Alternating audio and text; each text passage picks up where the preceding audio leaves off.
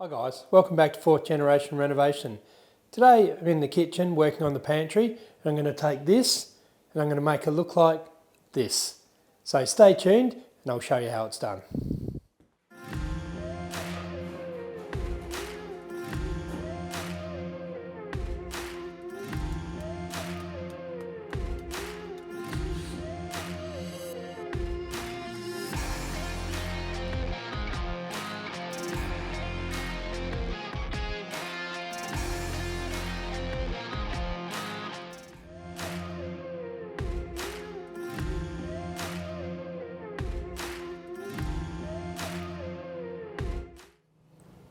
So before we get into that guys, I just want to give you a bit of a teaser on what's to come with this pantry.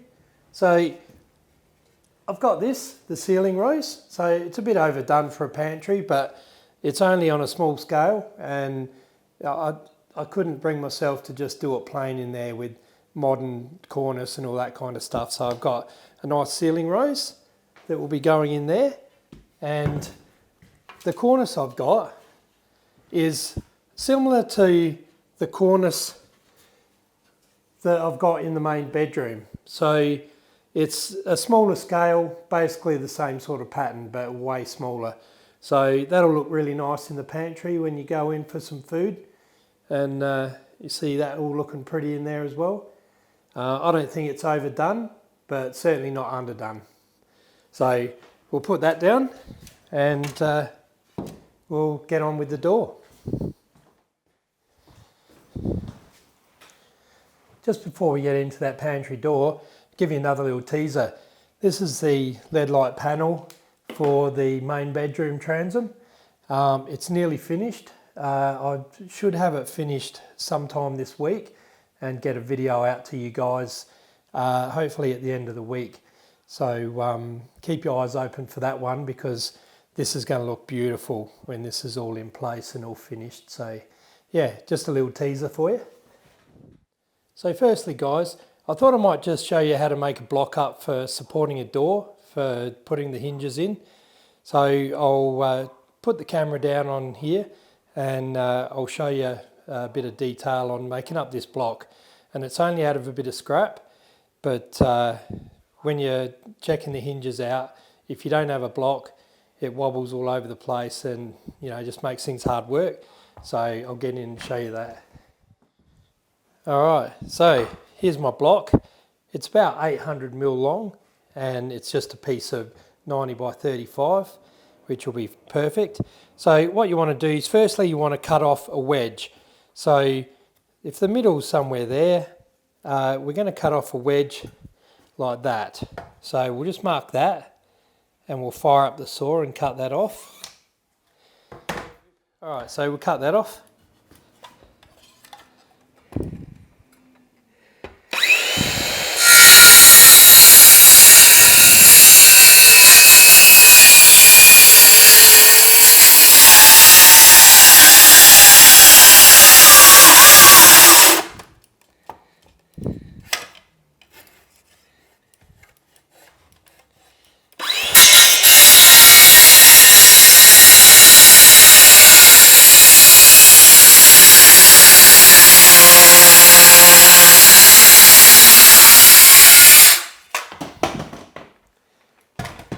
Alright, so now that we've got the wedge, we want to, where'd I put my square?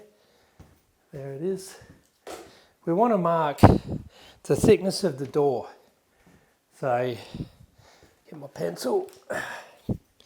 So, I know the door's 38mm, so I'll mark that off here. We'll just go where the wedge starts. So, we'll just call it 40. We'll square one across. And then what you want to do is get the wedge, put the wedge on there, somewhere in the middle. So what you end up with is that. So what we're going to do is we're going to remove this. Alright, so the saw, make sure it's set deep enough. I'm going to set it a bit deeper. I'm going to go about half this depth, so about 45mm.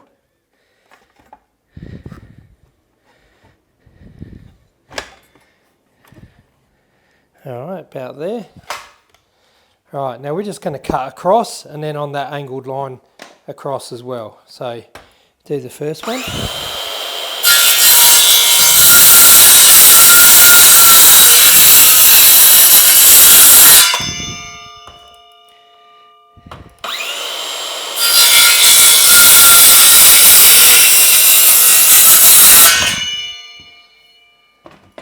Alrighty, so we've done those 2 cuts. Now what we want to do is get a hammer, break that out. So what we're left with is that. So now what we do is we put that on the ground, put our door in there like that, and then get the wedge and knock that in with a hammer nice and tight. And that's going to hold your door up nice and straight. So we'll put this on the ground. Now what I like to do is, just it's a personal preference, have it so I'm whacking the wedge in from the end, not along the door. It doesn't really matter either way, whatever suits you. So we get the wedge, make sure you can see that. All right, so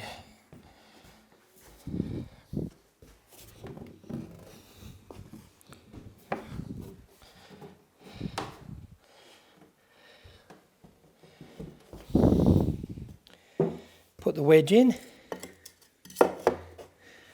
give it a tap with the hammer, holds it strong. Okay, so now we'll mark these hinges out. Now I've got the same hinges as what I had on the other door. These are removable pin hinges, but I've only got them because I like the knobs on the end. They cost a little bit more, but I think they look good. Alright, so I'm going to mark these hinges out. What I like to do is come up to the top of the bottom rail and come down to the, what's this, 155, and then I'll go in the middle of that. So this is 1700 minus 100, 1600, so we go 8.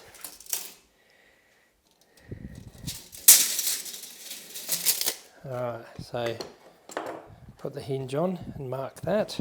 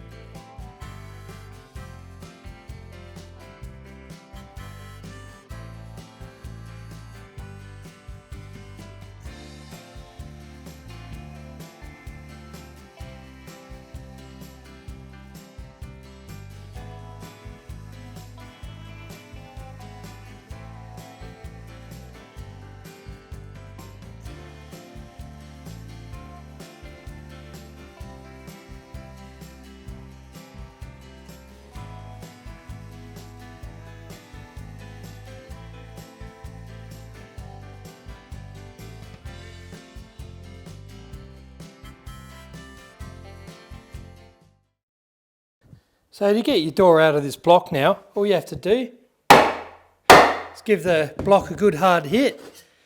Your wedge comes out, the door's released. Alright guys, so I've got the hinges on the door, and I'll just let you in on a little secret. The door frame tapered towards the bottom a little bit. So I've measured it and I've just buzzed it off. I didn't think, that's not the purpose of this video, to show you how to buzz down an edge. But I measured it and I made sure it was 6 mil less than the opening, and I just buzzed it down to size. So, you know, I think anyone can figure that out. It's fairly easy. So what I'm going to do now is I'm going to mark where the hinges go, and I'll show you a little trick that I learnt when I was an apprentice, another little apprentice trick. Alrighty, so what you do is you get your hammer, you put it in there, you get that just under the edge like it is, and you step down on it with your foot while you're marking at the top. It's as easy as that. I'll show you quickly. So we've got the door where we want it. So we just lift that up now. And then I can mark where the hinges need to go. Now, a very important part of this job is making sure this is plumb. Not this way, but this way. Because if it's not, the door will open by itself or close by itself. You want it just to pivot around and stop when you let go of it. So to get that, you make sure this is plumb. So that is perfect. And then this way needs to be plumb, and if it's not, all right, it's not. So what I do is I just set the bottom hinge, the top hinge 3 mil further out than the bottom one.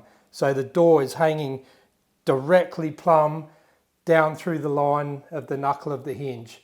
And that will make sure that it doesn't open and close by itself. Pretty simple, but if you don't know it, you'd go, why does my door open and close by itself? That's why. So when you go into a new house and the doors keep closing, like they did in the last house that I was renting, that's because the carpenter didn't get his door frame straight. So, you know, it's really important, especially if you're the carpenter on the job and you don't want people going, oh, your frames are all out of square. So level it on your hinge side and you'll get it right.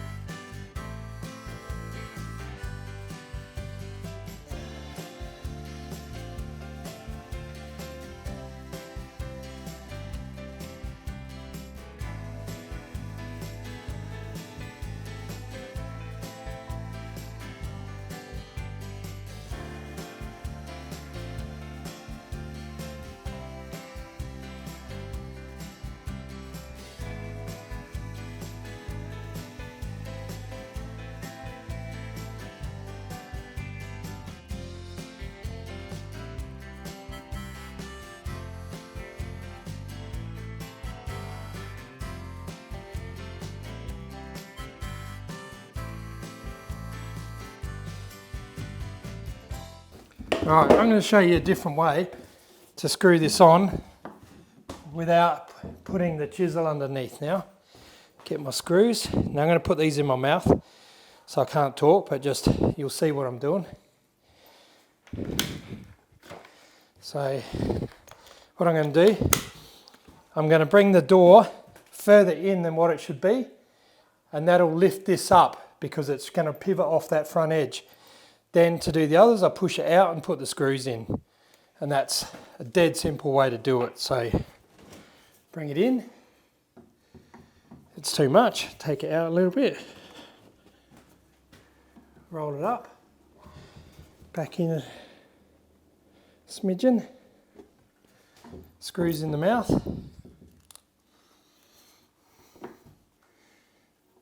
Put that screw in.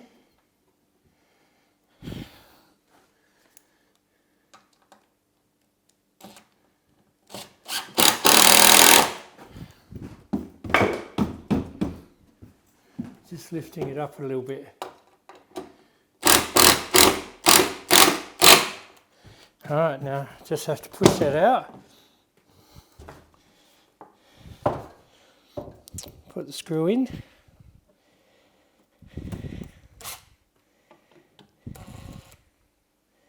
Now, oh, hang on, I'll get this done first. Get in there. Can't see, get the screw in the head, or the tip in the head.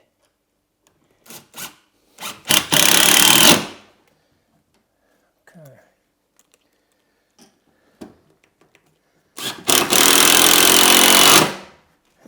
Tap that hinge in again. Where to put my hammer? That one will do.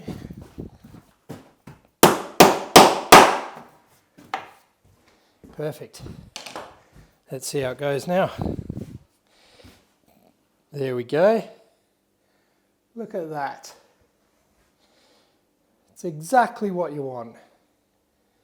And it doesn't swing because I leveled the knuckles. Got to level those knuckles.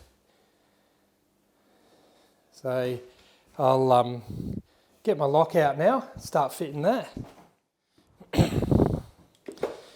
So the, hang on, how do you get this open? All right, so the lock that I'm putting in is just a simple tube lock. There's no need for a mortise lock with a lock and everything, catch and whatever on it. This is all you need for a pantry. So now the size that we need, yeah, 25 mil. Now this lock is 25 mil. The plate around the catch is 25 mil. These tubes are made, in my opinion, a bit big, because by the time you turn that around, if you don't go with a 25 mil spade bit, you'll have to square that out with a chisel. But you just go right in the middle, you drill it in, and then you just square it out and job done. So we'll put that in the drill. Now I'll show you my lock, my handle set. So I've gone for the, now this is a bungalow handle. Now the bungalows were, I believe, from 1910 to 1940, somewhere in there. And this is a bungalow plate for the handle. I chose it because I like the shape of it. It looks good, and I've got the knobs. You probably saw them on the bedroom, but these knobs that go with it are oval shaped. So that's so simple to turn. If you've got slippery hands for whatever reason, that's not going to slip in your hand. They're just so easy to open. So that's the one I've chosen. So what I need to do is make sure that that is in the middle of that rail. So I'll get a measurement.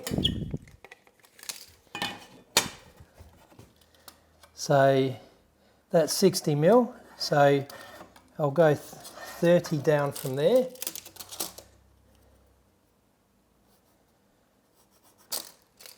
So what I'm doing is I'm just getting a spot for where that handle firstly goes, and that will be the centre for the tube lock. So we'll square that through. If I can find my, here it is, my combination square. We'll square that around. So we'll go there and across here. Now I always like to measure that and mark the centre. You can guess it, but it's not going to be 100% accurate. So I know I got 38. So half of 38 is 19, I believe. Correct me if I'm wrong. There we go. So I mark that. Now the other thing I need to mark is, God, I'm losing everything. Where'd I put my tube lock now? Oh God, where'd I put that? All right, hang on, I'll pause you for a sec. You would not believe it was hiding in plain sight. When I was getting the spade bit out for it, I put it down in there, and I must be blind as a bat, couldn't see it. Anyway, what we need to do is mark the centre of that hole so that we know where the door handle will go through. So I'll hold that flush with the front there, and I'll drill that. Now, what I'm going to do, I like to go through with the doorknob first. Just let me check that this is on. Once it's done, it's done. All right, so I like to go through with this first, because if you do that first, then when you come through here, you hit the hole, it wobbles around and it can splinter out the other side. I like to be able to control this hole because this is the face of your door. On the edge, you're not going to mess that up. So what I do, put that in place. Now this is obviously bigger than what this is. It doesn't need to be small. It's better to be bigger, in fact. So you can position it, the doorknob, in exactly the right spot so it doesn't jam up. So you get it right on the cross. Now, I just sight it both ways, and I'm going to drill through just until the point pokes out the back.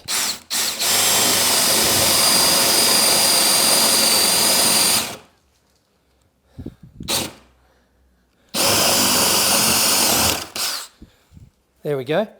Now I can come through from the other side. So I'll drill that through now. All right, so now we go back to the block. This wedge that I cut goes under the door. Give it a kick. That's not going anywhere. Your doors, you're not going to be fighting, trying to drill a moving object. All right, so now the length is, all right, so I'm going to want to go and leave about 1.5 inches or 40 mil before the drill hits. So it doesn't matter with this type of door, I can just drill it all the way through. So get this in the right place, get that started. All right, that looks good. Now, I'm going to drill it a little bit, check that I'm going straight both ways, go a little bit further, check that I'm going straight, and keep going. Because if you go on an angle, you'll poke through the side of your door easy peasy. So we'll go through and do that. I might move the camera, give you a little bit better look.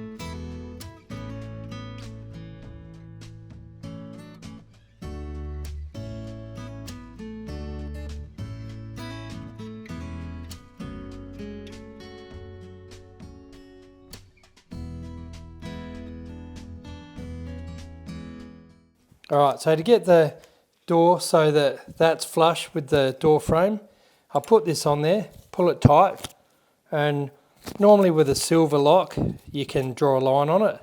Can't with this one, so I'm going to put a bit of tape here.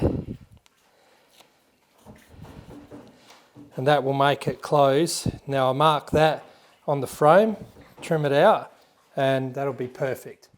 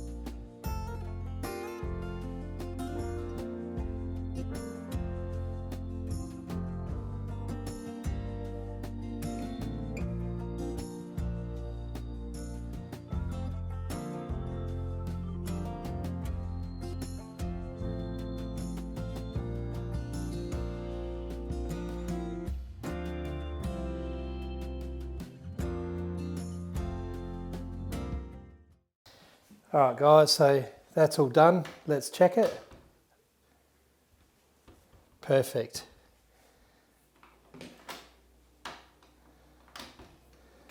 All we need to do, there's one more thing we need to do, which I can't do today, but